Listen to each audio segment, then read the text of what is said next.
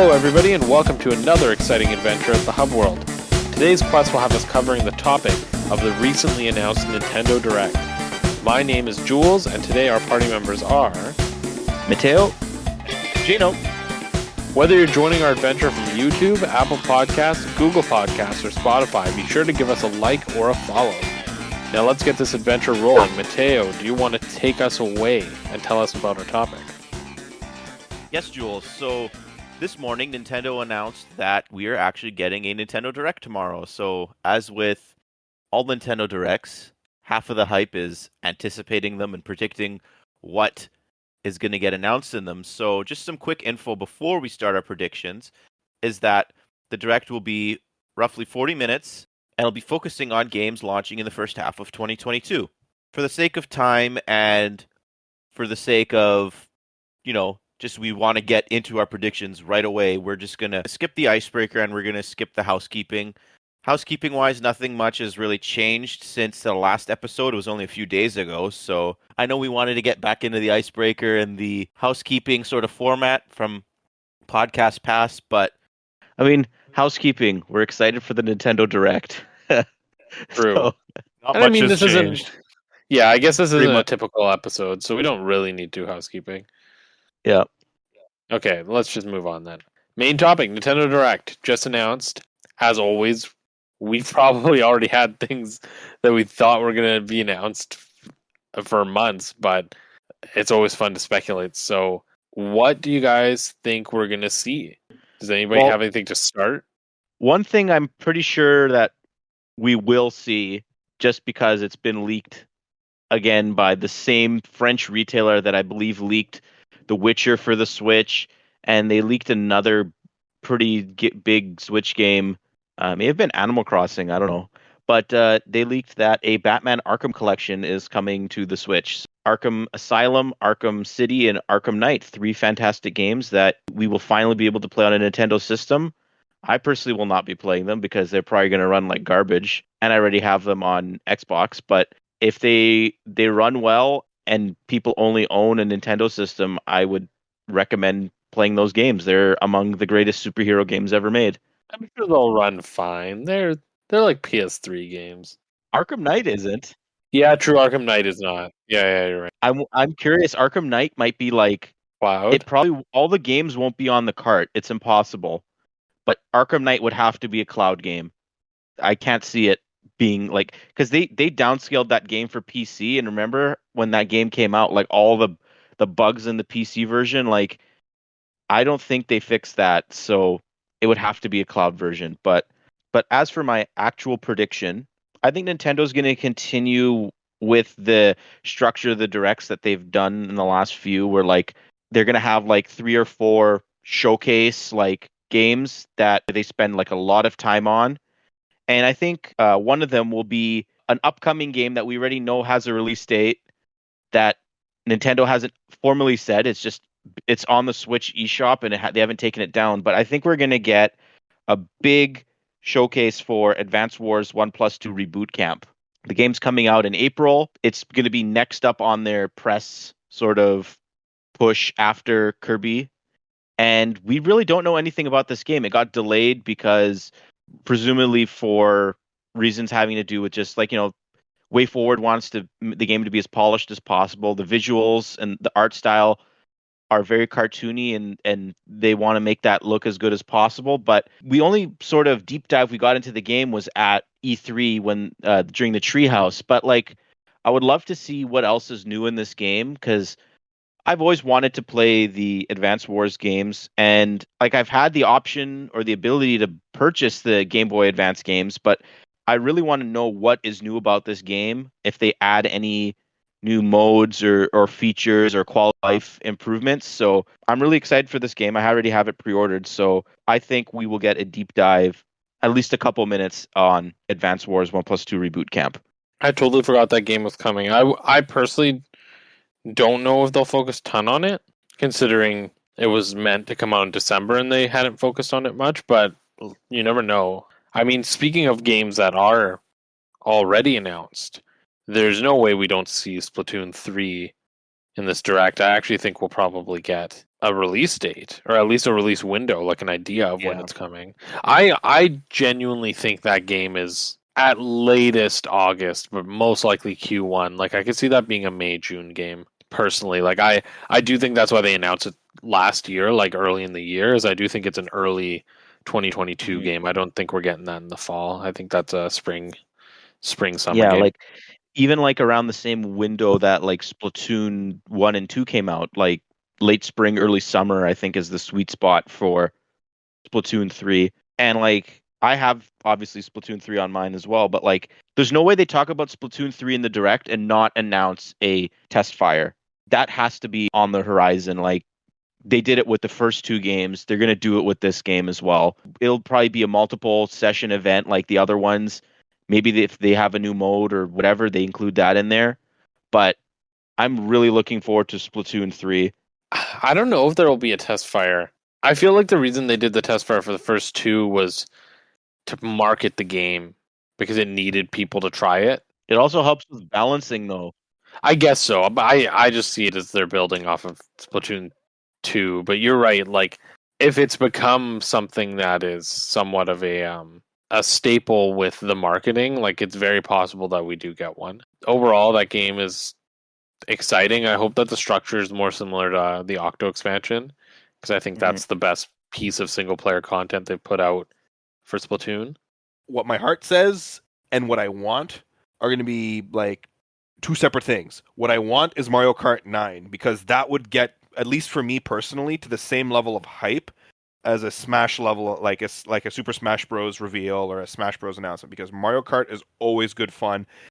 The gameplay is always good. The music is always memorable. The tracks are always there. And with Mario Kart 8, they kind of broke that threshold of like, okay, strictly Mario characters in this, where they brought in Link and Animal Crossing and Splatoon into the Mario Kart realm. Like we might have like, and we were jokingly saying this, like it was one of the earlier podcasts we did about how it might be a Super Smash Kart kind of scenario, and that would be super hype. Just following the success of Smash Bros. Ultimate, how hype would that be? What my heart says is we're gonna get something completely different that no one knew they wanted until they see it.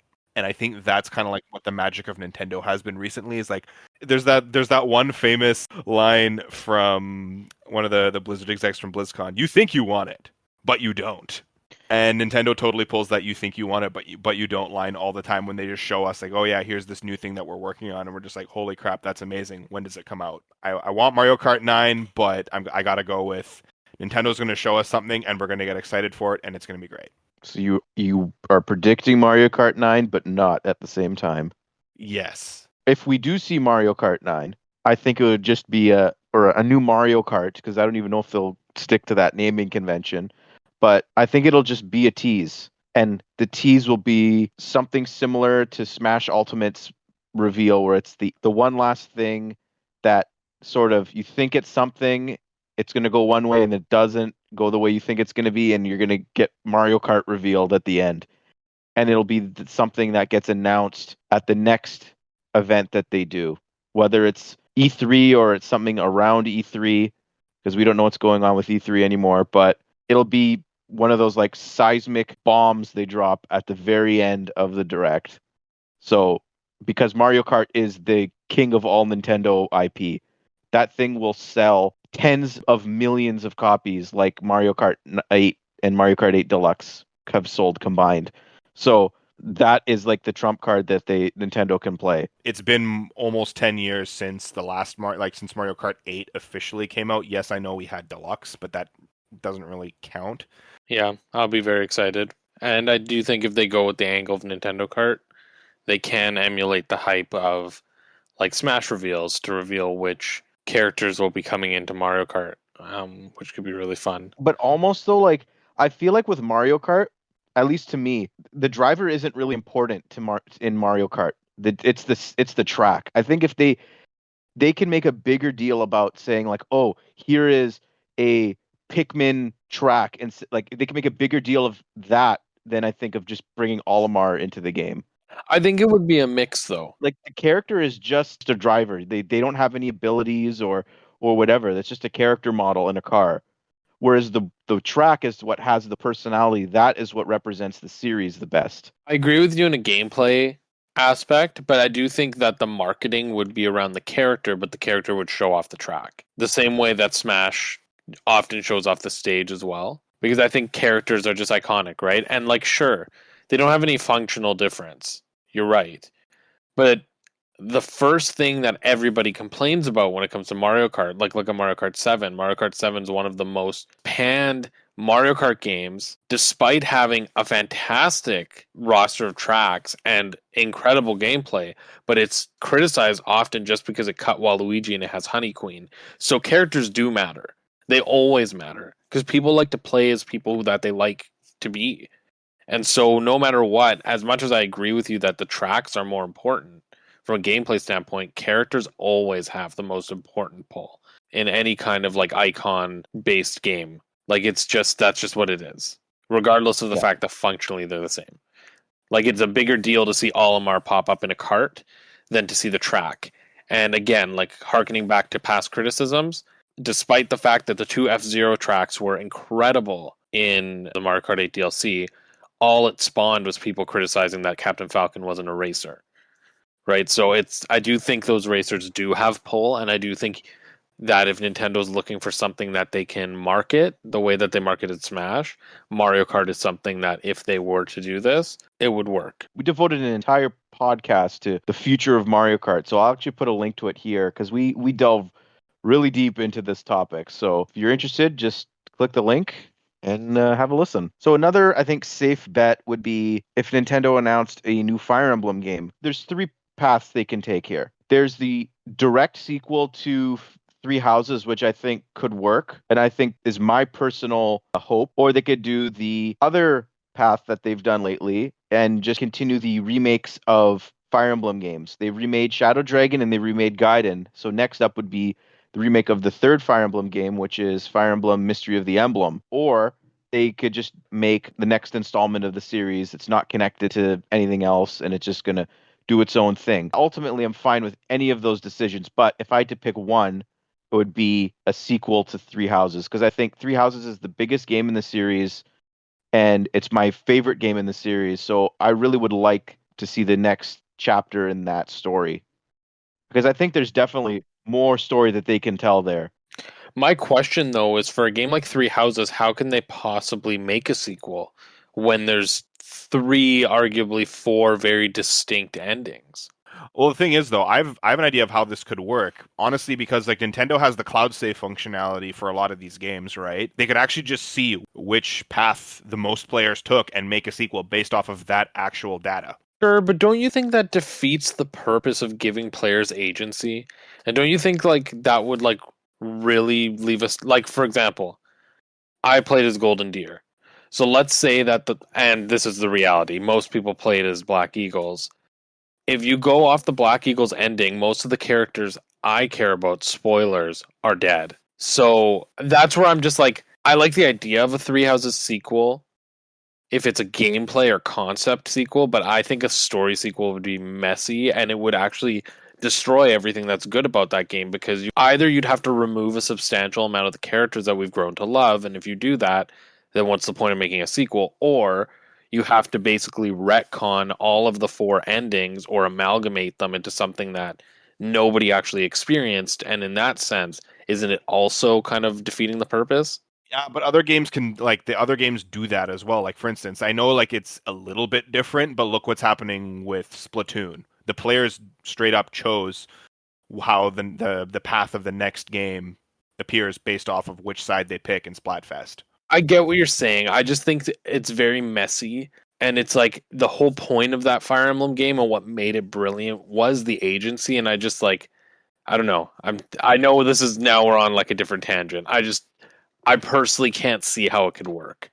I do want a Three Houses sequel, but I want it in concept. Like, give us like either like so far forward in the history that like everything that happened in Three Houses is like legend, and you don't actually know which one's canon. Similar to like what Breath of the Wild kind of does with the timelines.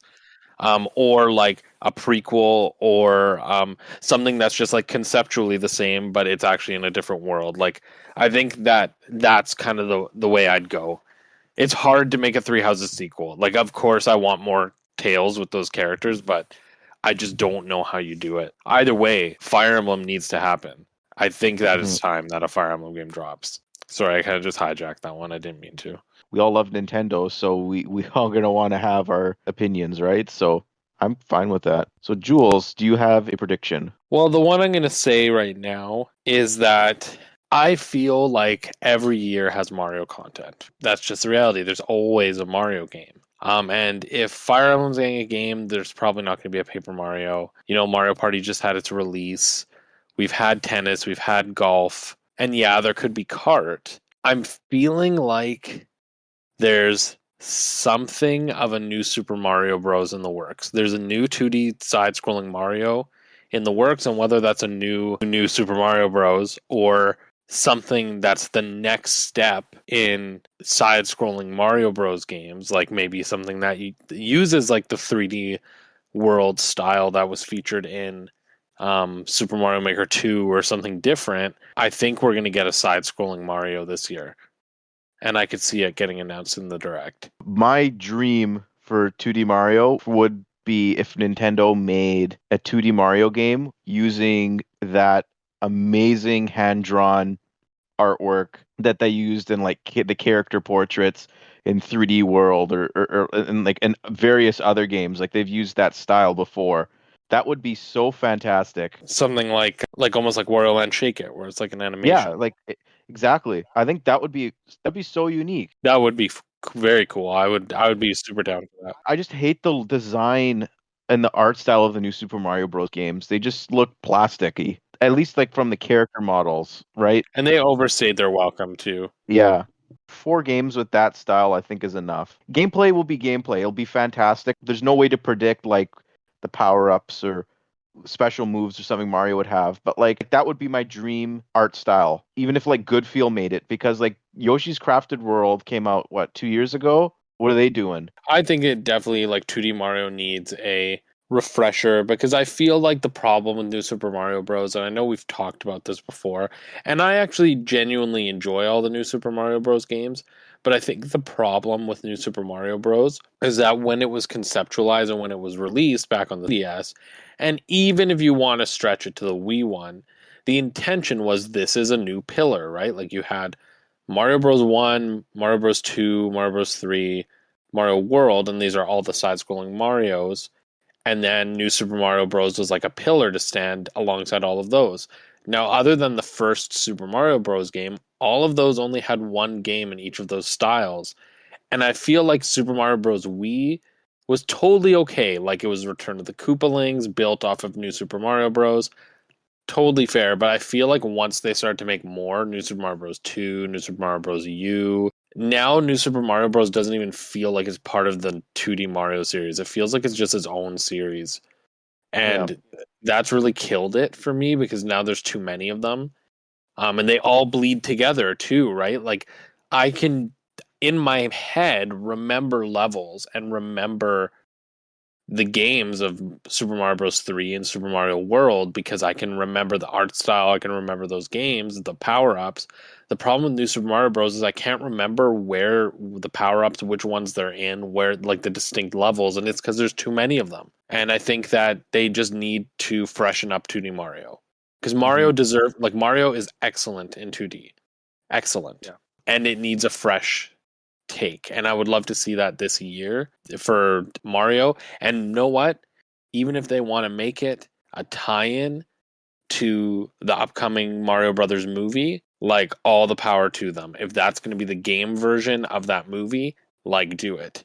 If they want to match the animation style of whatever Illumination is doing, like cool, but I think it needs to be something distinct from New Super Mario Bros. Oh, Jules, I will ask you one thing and push you just one step further here. Do you think that they would include a world editor with it because of Mario Maker? I feel like Mario Maker is like a staple in any 2D Mario now, where they're going to have to include some kind of like, okay, here's the pre-built worlds by Nintendo and everything. It'll have all the bosses, all of this, all of that, but we've given you the tools to make all these things in the past. Here's just all the art assets. Here's just a blank world editor. Make levels and share it with your friends. Do you think they would do that? I personally think no, for two reasons. My big two reasons are, one, obviously, they'll probably make a Mario Maker 3 at some point, and they'll need something to add to it, and adding a new style is always great. But two, Super Mario Maker 1 and 2 are deliberately bare bones in terms of their editors. Like, they do not include all of the enemies and bosses and all the things you can actually do in the main games, and that's to preserve the sanctity of the original games, because if you could just recreate them, then what's the point of them? What makes them unique? So they give you enough to make it feel like Super Mario Bros. 3, but not enough that Super Mario Bros. 3 feels redundant. And that's why I feel like they wouldn't include a level editor, because if they included a level editor, either they don't give you everything and then people will be upset, or they give you everything and then the main game doesn't feel unique or important. So I actually don't think they'd give you a level editor. And I think they shouldn't, because I actually think the level editor, as much as I like it, I really do feel like it destroys the sanctity of the single player experience. And I can say that even looking at other games that are similar to it, like Little Big Planet 3, for example, I don't remember a single level from that game. Why? Because the level editor was the focus, not because the campaign was the focus, despite the fact that I know and I remember the campaign actually having some really cool, unique ideas. The problem is the level editor throws that out the window. And so I really think if they want to preserve like 2D Mario, they need to keep Mario Maker and 2D Mario separate. The problem is with 2D Mario, like really the last real 2D Mario game was New Super Mario Bros. U, because like yeah, New Super Luigi U was built off of that, and like Mario Maker is its own thing. But that was at the Wii U launch. That was in 2012. So it's been 10 years since we've had like a true 2D Mario experience. And you know what? Like, it doesn't even bother me that it's been that long since we've had one. So, and like, it never even came across my mind that like that would be something that I would want. But now, after hearing that, like, yeah, definitely, I think it is time. 10 years is too long to have essentially your flagship version of your flagship character to have his. Dormant. It's been too long. Is there one more thing actually I can say? Because it's kind of related to this, because it's related to something you said. Just one more prediction, because I was just, this is typically what I do when we do this. I peered over at my DS collection, which is in front of me, to look at all the major franchises and see what hasn't had a game in a while. And know how you were saying, is it Good Feels? Is that what they're called? The ones who do Yoshi? Good feel. Yep. Good Feels? I would love to see them take on Wario Land. I don't think it will happen. I actually think it's more likely that who's our friends there making Advance Wars? Way forward. I can see it more likely that Nintendo is testing out giving Way Forward Advance Wars, something that's a smaller series without like a super iconic character. And if that's successful, them giving them the reins to Wario Land next. Like, I could see that being the natural evolution. Wario Land is one of those dormant series as well that it's like, would love to see it. Not going to cry if it's not there, but it's another one that I think could use another installment. And we are, the Wii was the era of the 2D platformers, and we're suddenly in the era of 3D platformers, and 2D platformers from Nintendo have all but faded. Like, there hasn't been a lot on the Switch. I'd like to see a few more. Pass off to you, Gino. I actually was gonna go in and lean on the Wario Land kind of thing as well, Jules. Sorry for jumping that. No, it's okay. It's okay because yeah, it is one of those franchises that was like it was so fun and funny back playing them on the Game Boy Color and the Game Boy Advance for Wario Lands 1, 2, 3, and 4. And then we got it like again going back into like the hand drawn kind of thing. Then Wario Land Shake It had all of that stuff in its 2D platformer. I just wanted to just do a quick call out for I also would like Wario Land. But speaking of like when I was talking about Mario Kart being kind of like this at the same level as Smash Bros, it had me going down a little avenue in my mind about, well, what's Sakurai going to be doing? I know he's supposed to be enjoying his time off and everything, but we know that Sakurai can't stay, like he has to be busy. The guy takes a little bit of a break and then he goes right back to work. And it'd be really cool to see him pick up Kid Icarus again and go with that, or just Nintendo in general, just like picking up Kid Icarus and like and continuing where Sakurai left off before he got dragged back into Smash again. for the 10-year dev cycle that was Smash 4 and Smash Ultimate. I would really like to see that kind of like on rails, kind of like flying around and shooting, and kind of like quasi third-person action adventure game. Kid Icarus Uprising just was a formula that worked. I really enjoyed it, and I feel like that game would be fantastic to do, especially now on the Switch as well. And it's still, you can still use some of the old controls back from the 3DS, because the Switch does have a touchscreen, and there aren't too many games that take advantage of, okay, here are all your buttons from your controllers. You can use those to aim and do all that stuff, but you could also use the touch controls as well with the touch screen. And there's a lot of people that have the handheld Switch as well. So The main complaint people had with Kid Icarus Uprising had to do with the controls, Yeah. right? But I personally really feel like the touchscreen really doesn't add anything that unique to that game. That game could have been completely played with 2 sticks. Matteo, the launch 3DSs didn't have that. You had to get that weird I'm talking peripheral. about like if they were to port it, like now, like all the problems of that game would have been fixed if you just map it to a controller. That franchise was resurrected in such a fantastic way, and it just has been left to die basically again. Like I know like Sakurai probably would want to be involved in the creative process of that game, but like even if he doesn't, I feel like they should just do it. It's too good of a package just to leave behind, because like the voice acting in that game is fantastic. The sound design and the music, that game is just oozing with personality, and it's just a shame to leave it on the 3DS. Put it on a modern system and upres it, do what you need to do, and just put it out there. I think it would be such a huge success if they put it out there, and we put it on our 3DS essentials list. Like it was a no-brainer putting on there. Like we all love that game, and I think it's borderline like stupid if Nintendo doesn't do anything with the Kid Icarus series going forward. Yeah, but like maybe even a sequel, not just the actual game itself being ported over. I mean, Yeah, like like test just the market, anything. like test the market by doing the port, and then after they see, oh wait a minute, people still are interested in this and people still like this, then go ahead and do the full-on sequel. My next prediction actually is something I'm just going to quickly add here, because Jules, when you were talking about Mario, I was thinking, yeah, well, there probably will be something. And I think a really easy one that they could do, and I feel like now might be the right time to announce it, is something that you actually mentioned with Mario Party. I think we are going to get Mario Party Superstars DLC. I believe there was data mine info in the game for more boards. So maybe we get another board from Mario Party 3, or a couple boards, ideally, some more characters, whatever. I just think putting more content in that game would be fantastic. But know what else would be fantastic? Is if they included the DLC with the Nintendo Switch Online expansion pass. It's just weird if they would only put Animal Crossing in there. And like by calling it the expansion pack, it should have multiple expansions or DLCs in there.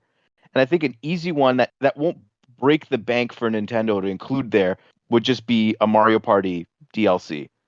And I think that'd be a big win for fans and for Nintendo, because they've been getting a lot of bad PR for the N64 emulation, and they've seemingly are improving that with the most recent patch. But to add more value to the service very, very quickly, more than any single game probably would just to be putting DLC in there. And Mario Party Superstars is selling well. It's our favorite Mario Party in such a long time. I'm sure most people would agree with that as well. I think that would be a big home run. I like that idea, Matteo, of putting it with the expansion pass, because I think it would do the dual job of not only giving more value to the expansion pass, but also promotes games, right? Because in order to get that value, like you'd have to pick up Mario Kart or Mario Party.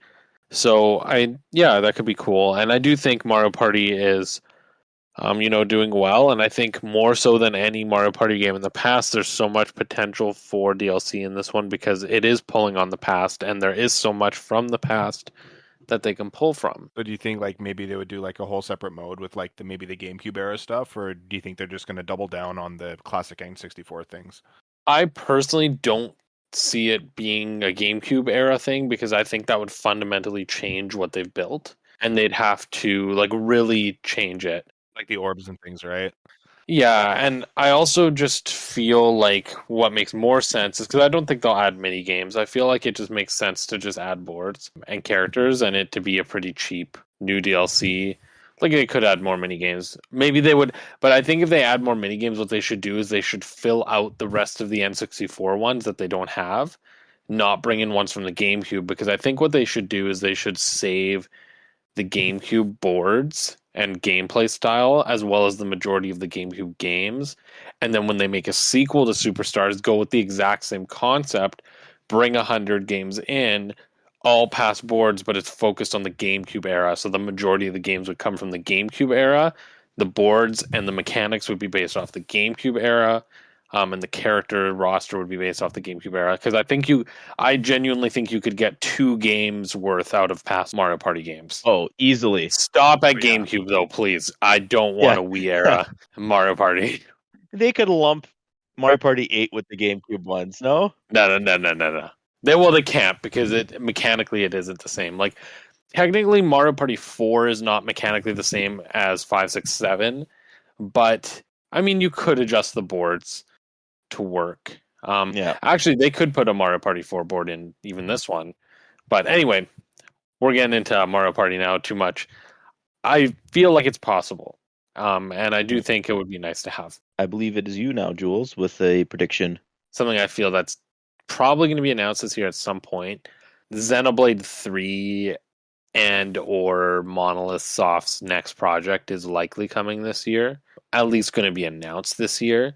It has been now almost 2 years since Xenoblade Definitive Edition came out, and there's no way that was the only thing they were working on, considering it was ultimately a remake of the original Xenoblade. I'm sure like they did do a lot of work on it, but I'm sure they had something else, like a new project they were working on. So I can see that coming as well. It does feel right because I believe Monolith Soft has been staffing up. They have the ability to work on multiple projects at a time. And the timeline does sort of make sense. At least if they announce something now, they could release it by the end of the year type of deal. I'm out of like specific game predictions. I have 1 or 2 like general predictions where I lump multiple games into. But Gino, if you have something, by all means, you go next. Pikmin 4. It's apparently coming. There you go. It's apparently happening. It's constantly coming, but it never is here. Whereas Pikmin 4, Yeah. I know Arlo's probably not listening to this, but that one's for him. That one's for Arlo. At this point, I don't know. I don't know if it exists anymore. I feel like Miyamoto forgot about it. Pikmin 4 is like how Pikmin 3 was. Like Pikmin 3 was in limbo for 5 years. At least we knew it was in Pikmin 3 was in development when Nintendo was talking about it. Pikmin 4 could literally just have been like, it could have been a mistranslation or whatever. I don't know. Let's be real. What happened was after Star Fox Zero and after Pikmin 3, Miyamoto started working on Pikmin 4. There's a dev team at Nintendo that's working on Pikmin 4. And then Miyamoto got called by Illumination. They made this deal for the Mario Brothers movie. And Pikmin 4 is literally a dev team has been sitting at Nintendo for the last 5 years with a finished game. And every time they try to call Miyamoto, he's like, yeah, I'll be there soon. And then he just doesn't come. And they've been sitting there for 5 years waiting for Miyamoto to come and approve their game. That's what I think's happened. Jules, I love all these elaborate stories. He just forgot. Like, I genuinely think it's like there's some poor dev team there that Miyamoto like literally forgot about. He's like, I'm going to get some milk, guys. I'll be back. In the meantime, builds Super Nintendo World, works on a Mario movie. I kind of want to do this prediction where what's not going to be at this Nintendo Direct. And I got 4 games, and it's the same 4 games that we always talk about in Nintendo Directs. Some things have changed since our last predictions video. We have seen one of these games, and it is supposed to be a 2022 game, but I don't think it will be in this Direct. There's absolutely no way we're going to see Metroid Prime. There's no way we are going to see the sequel to Breath of the Wild. There is no way we are going to see Bayonetta 3, and there's no way we are going to see Silk Song. Silk Song, I think, is the type of game that's it's either going to open or close an Indie World Direct, and it'll be available the day that it gets re-revealed. People are just going to constantly predict what's happening with these games, but like realistically, the first Direct of the year that's only going to talk about games probably coming out within the first 6 months or so, these are not first half year type games. At least first party wise, these 3 games are not those types of games. So I'm not gonna predict those are gonna happen. As a matter of fact, I'm gonna predict the opposite. Those will not be in this direct. I have a prediction for you, and this is one that we have said in previous ones, but I think it's more viable this year. Grezzo was making something. They were hiring last year, right before Skyward Sword HD released. And I remember everybody was buzzing, like, are they making Skyward Sword HD? And then Skyward Sword HD got announced, so it wasn't Grezzo. I know in my heart of hearts, Oracle of Ages and Seasons are coming. And the reason it's taken this long from Link's Awakening remake is because they're making 2 games. Like, I know it deep down. I don't know if it'll be this direct or later in the year. I don't know if they would even think about releasing 2 Zelda games in the same year. But I want to believe deep down that Oracle of Ages and Oracle of Seasons HD are coming. Now, when you say 2 Zelda games in the same year, you're referring to like Oracle of Ages and Seasons as one, and then the sequel of Breath of the Wild is another? Yes. Or yes, that's what Okay. I'm referring to. Yeah, I can't see that either. Especially if they're both going to be $80 games, right? Like, that's the big one. Is like, I wonder how they would sell it. Like, I wonder if they would release it as The Legend of Zelda Oracle of Ages and Seasons and have them be bundled as one game, or if they would try to sell them separately. Because I think if they sold them separately, they would still sell. Like, let's be real. The Nintendo fanboys like us are going to buy them both. But I do think they would rub a lot of people the wrong way, because I think already Link's Awakening was a really tough sell for them at $80. And I think trying to sell 2 games like that at $80 is going to be tough.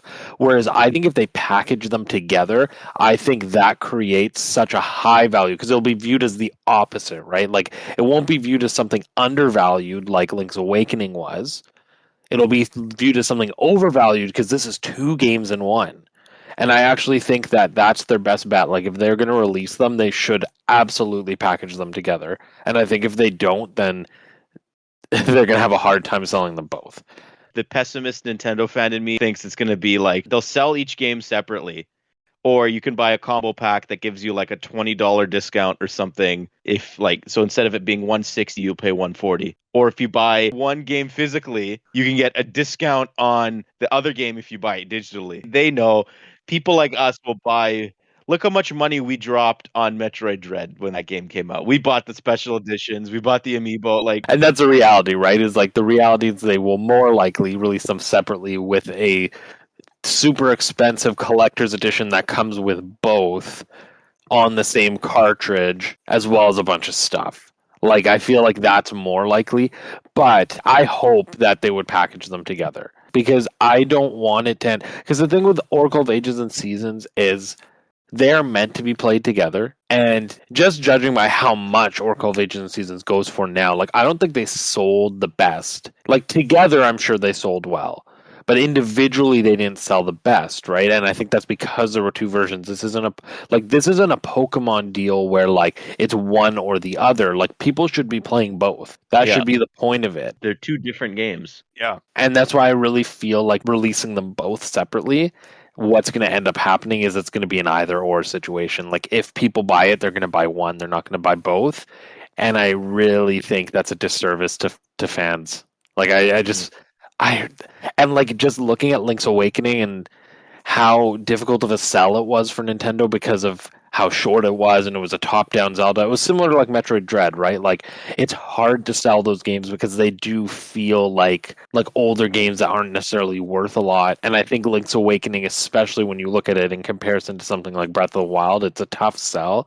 I think packaging them together removes all of that. Like, if you can just say like, this is 2 games in one, like, that in itself is such a selling point, and it would be such a nice treat for the fans.